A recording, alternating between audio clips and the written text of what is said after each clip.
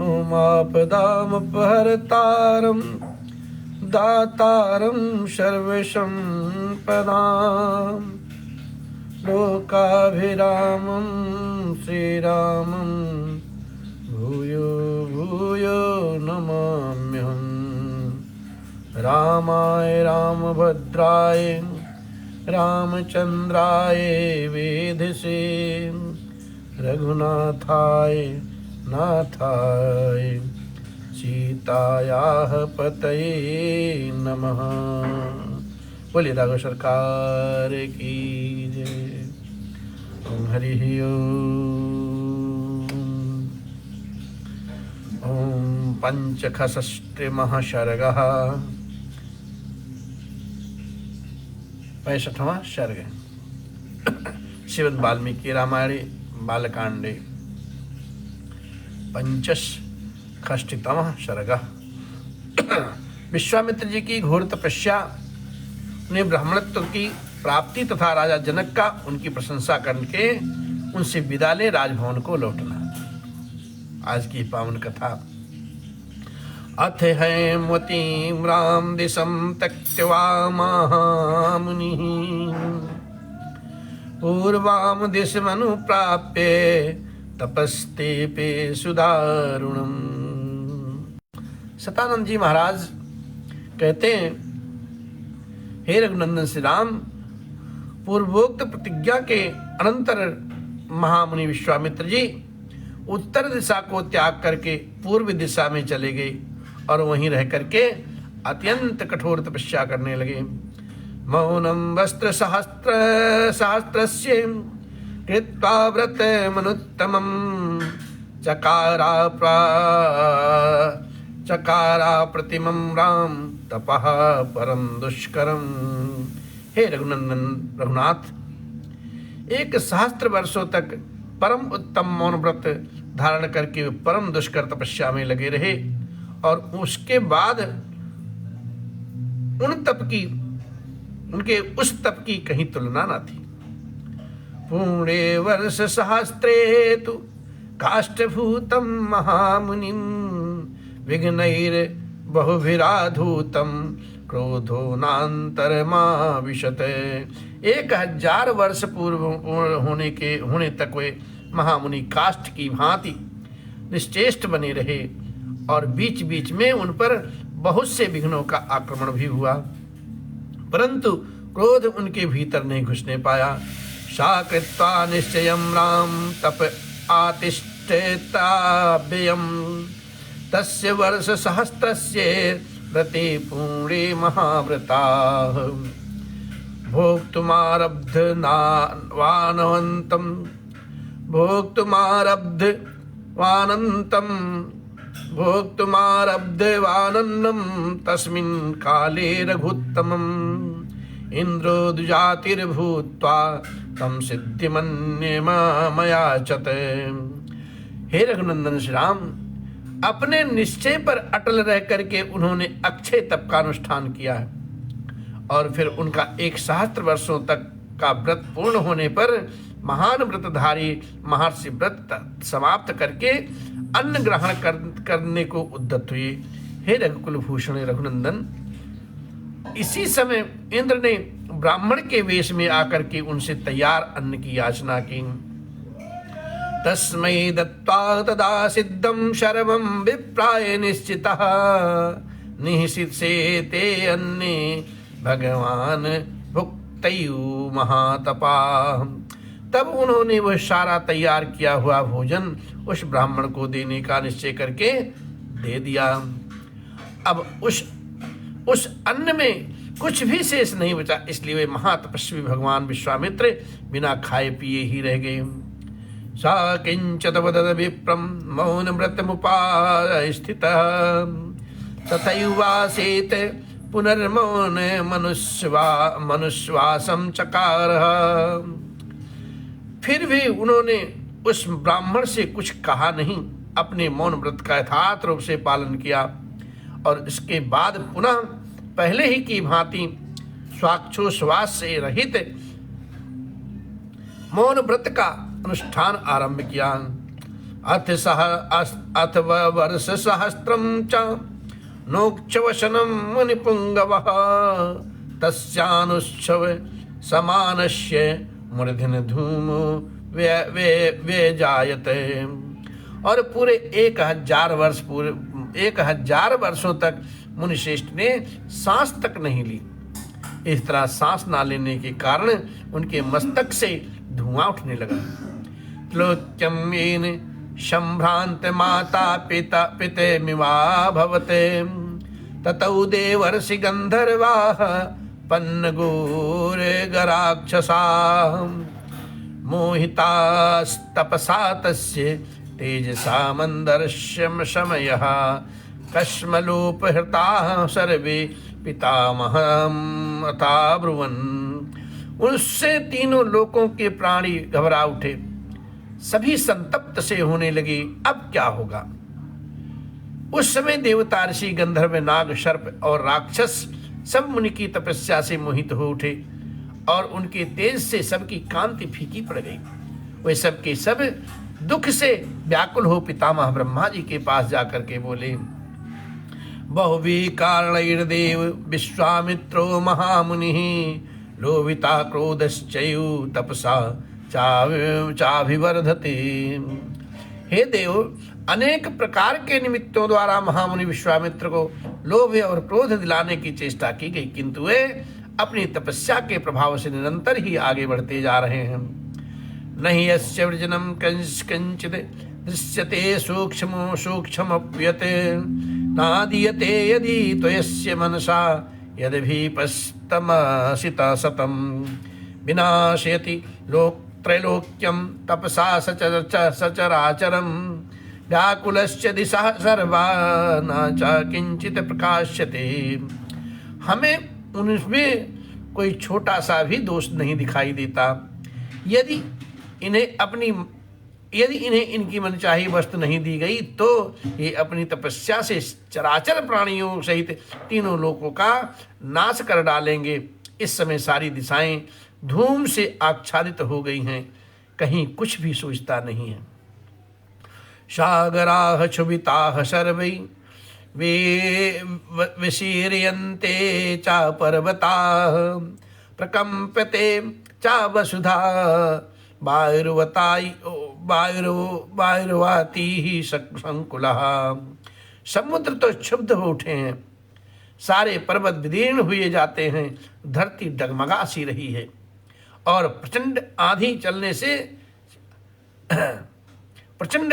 चलने लगी है। ब्रह्मन्ना प्रतिजानीमो नास्तिको जायते जनः सम्मूढम्यूत्रलोक्यं संप्रक्षिभिते मानसम। हे ब्रह्मन, हमें इस उपद्रव के निवारण का कोई तो उपाय बताइए। हम सबको कोई उपाय नहीं सूझता है। सब लोग नास्तिक की भांति कर्मानुष्ठान से शून्य हो रहे हैं। इन तीनों लोकों के प्राणियों का मन क्षुब्ध हो गया है, सभी किंकृत्य विमूढ़ हो से हो रहे हैं। अब क्या करें। भास्करो निष्प्रभश्चैव महर्षयस्तस्य तेजसा बुद्धिं न कुरुते यावन्नासे देव महामुनिः तावत् प्रसादो भगवन् अग्निरूपो महाद्युतिः। ब्रह्मर्षि विश्वामित्र जी के तेज से सूर्य की प्रभा अब फीकी पड़ गई है। हे भगवान, ये महाकांतिमान मुनि अग्नि स्वरूप हो रहे हैं। हे देव, महामुनि विश्वामित्र जब तक जगत के विनाश का विचार नहीं करते तब तक ही इन्हें प्रसन्न कर लेना चाहिए। कालाग्निनाय यथा पूर्वं त्रैलोक्यं दहिते अखिलं देवराज्यं चकीर्षेत दीयतामश्यन् मनः। जैसे पर पूर्व काल में प्रलय कालिक अग्नि ने संपूर्ण त्रिलोकी को दग्ध कर डाला था, उसी प्रकार से ये भी सबको जला करके भस्म कर देंगे। यदि ये देवताओं का राज्य प्राप्त करना चाहें तो वह भी इन्हें दे दिया जाए। इनके मन में जो भी अभिलाषा हो उसे पूर्ण की जाए। इंद्र जी महाराज ब्रह्मा जी से ऐसा निवेदित करते हैं। ततः शुरगणा सर्वै पितामह पुरोगमा विश्वामित्रं महात्मानं वाक्यं मधुरं ब्रुवन्। अब तदंतर ब्रह्मा आदि सब देवता महात्मा विश्वामित्र जी के पास जाकर के मधुर वाणी में कहते हैं क्या? महर्षि स्वागतम तेस्तु तपसा अस्मृतोषिता ब्राह्मण्यम तपसोग्रेण प्राप्तवानसि कौशिकी। हे ब्रह्मर्षि, तुम्हारा स्वागत है, हम तुम्हारी तपस्या से बहुत संतुष्ट हुए हैं। हे कुशिक नंदन, तुमने अपनी उग्र तपस्या से ब्राह्मणत्व प्राप्त कर लिया है। दीर्घमायुश्च ते ब्रह्मन् ददामि समरुद्गणः स्वस्ति प्रापुहि भद्रं ते गच्छ सौम्य यथा सुखम। हे ब्रह्मन, मरुदगणों सहित मैं तुम्हें दीर्घायु प्रदान करता हूँ, तुम्हारा कल्याण हो। सौम्य, तुम मंगल के भागी बनो और तुम्हारी जहां भी इच्छा हो वहां सुखपूर्वक जाओ, ऐसा वरदान ब्रह्मा जी विश्वामित्र जी को दिया। पितामह वचः श्रुत्वा सर्वेषां त्रिदेवौकशां कृत्वा प्रणामं मुदितो व्याजहार महामुनिः। पितामह ब्रह्मा जी की ये बात सुनकर के महामुनि विश्वामित्र जी ने अत्यंत प्रसन्न होकर के संपूर्ण देवताओं को प्रणाम किया और कहा, ब्राह्मण्यम यदि मे प्राप्तम दीर्घमायुस्तथैव च ओंकारो अथ वषट्कारो वेदास्य वरयन्तु मां क्षत्र वेद विदाम श्रेष्ठो ब्रह्म वेद विदामपि ब्रह्मपुत्रो वसिष्ठो मामेवं वदतु देवता यद्देवं परमः कामः कृतो यान्तु सुरर्षभा। हे देवगण, यदि मुझे आपकी कृपा से ब्रह्मत्व मिल गया है और दीर्घ आयु की प्राप्ति भी हो गई है, तो ओंकार वषट्कार और चारों वेद स्वयं आकर मेरा वर्ण करें। इसके सिवा जो क्षत्रिय वेद, धनुर्वेद आदि तथा ब्रह्म वेद, ऋक् आदि चार वेद हैं, उसके ज्ञाताओं में भी सबसे श्रेष्ठ हैं वे ब्रह्मपुत्र वशिष्ठ स्वयं आकर मुझसे ऐसा कहें कि तुम ब्राह्मण हो गए हो। यदि ऐसा हो जाए तो मैं समझूंगा कि मेरा उत्तम मनोरथ पूर्ण हुआ। उस अवस्था में आप सभी श्रेष्ठ देवगण यहां से जा सकते हैं, इससे पहले नहीं। विश्वामित्र जी महाराज शर्त रख दिए कि जब तक वशिष्ठ जी मुझे प्रमाणित नहीं करते कि मैं ब्रह्मणत्व को प्राप्त हो गया हूं, तब तक मैं नहीं मानूंगा। आप सब तब तक यहीं रहें। ततः प्रसादितो देवैर्वसिष्ठो जपतांबरः सख्यं चकार ब्रह्मर्षिरेव मस्तस्त्यूचाब्रवीत्। इस प्रकार से सभी तब देवताओं ने मंत्र जप करने वाले श्रेष्ठ वशिष्ठ मुनि को प्रसन्न किया है और उसके बाद महर्षि वशिष्ठ ने एवं मस्तु कह करके विश्वामित्र जी का ब्रह्मर्षि होना स्वीकार कर लिया और उनके साथ मित्रता स्थापित कर ली। ब्रह्मर्षस्त्वं न संदेह सर्वं समपद्यते तौ इति उक्त्वा देवताश्चापि सर्वा जगमित्यथागतम्। हे मुने, तुम ब्रह्मर्षि अब हो गए, इसमें तनिक भी संदेह नहीं है। तुम्हारा सब ब्राह्मणोचित संस्कार संपन्न हो चुका है। ऐसा कहकर के संपूर्ण देवता जैसे आए थे वैसे ही अपने अपने धाम को लौट गए। विश्वामित्रोऽपि धर्मात्मा लब्ध्वा ब्राह्मण्यमुत्तमं पूजयामास ब्रह्मर्षि वसिष्ठं जपतां वरम्। इस प्रकार से उत्तम ब्राह्मणत्व प्राप्त करके धर्मात्मा विश्वामित्र जी ने भी मंत्र जप करने वालों में श्रेष्ठ ब्रह्मर्षि वशिष्ठ का पूजन किया है। कृत्कामो मही शर्मां चचार तपसि स्थितः एवं त्वनेन ब्रह्मण्यं प्राप्तं राम महात्मना। इस तरह से अपना मनोरथ सफल करके तपस्या में लगे रहकर ही ये संपूर्ण पृथ्वी पर विचरने लगे। हे श्री राम, इस प्रकार से कठोर तपस्या करके इन महात्मा ने ब्राह्मणत्व को प्राप्त किया है। हे श्री राम, मुनिश्रेष्ठ विग्रहवांस तपः यस धर्मः परो नित्यं वीर्यस्य एष परायणम्। हे रघुनंदन श्री राम, ये विश्वामित्र जी समस्त मुनियों में श्रेष्ठ हैं। ये तपस्या के मूर्तिमान स्वरूप हैं, उत्तम धर्म के साक्षात विग्रह हैं और पराक्रम की परम निधि भी।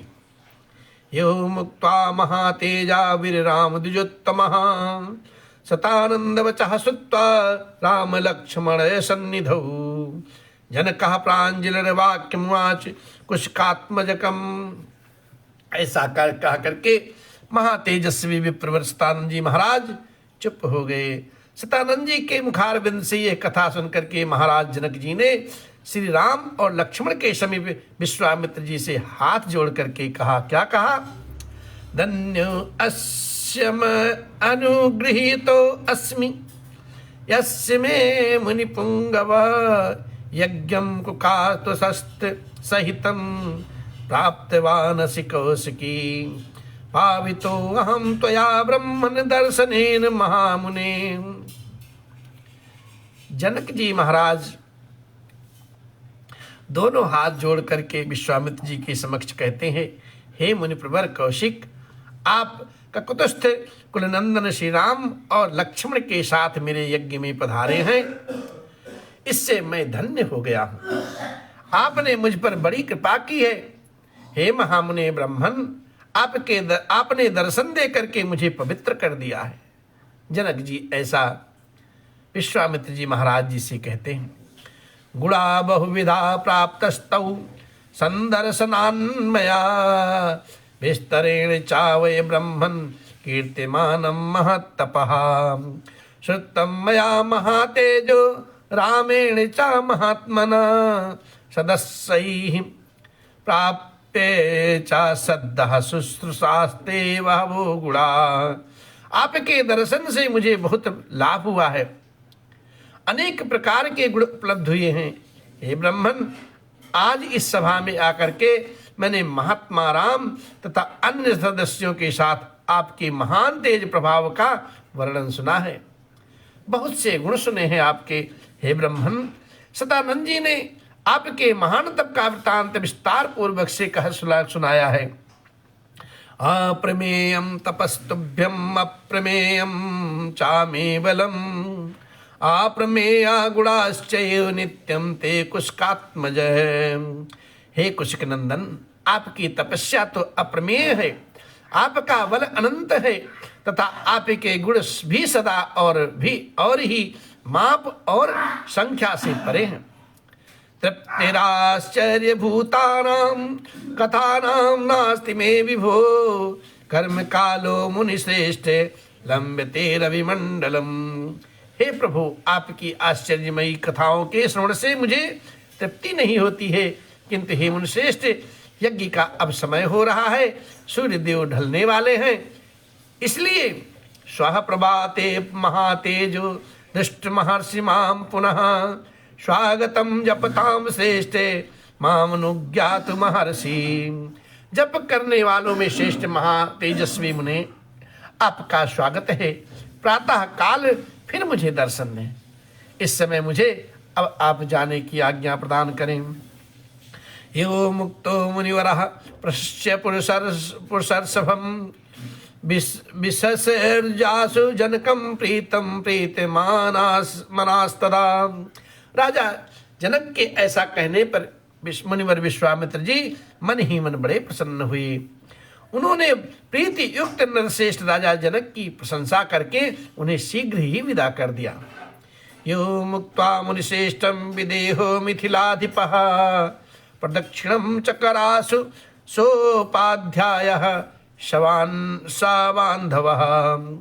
और उस समय मिथिलापति विदेहराज जनक जी ने मुनिश्रेष्ठ विश्वामित्र से पूर्वोक्त बात बता करके अपने उपाध्याय और बंधु बांधवों के साथ उनकी शीघ्र ही परिक्रमा की है और फिर वहां से चल दिए।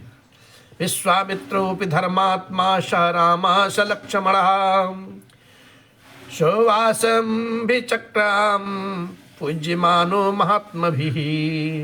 तत्पश्चात धर्मात्मा विश्वामित्र जी भी महात्माओं से पूजित होकर के श्री राम और लक्ष्मण के साथ अपने विश्राम स्थल को लौट आए। इस प्रकार से आज श्री वाल्मीकि निर्मित आर्ष रामायण आदि महाकाव्य के बालकांड में 65वां सर्ग संपन्न हुआ। श्री राम जय जय राम।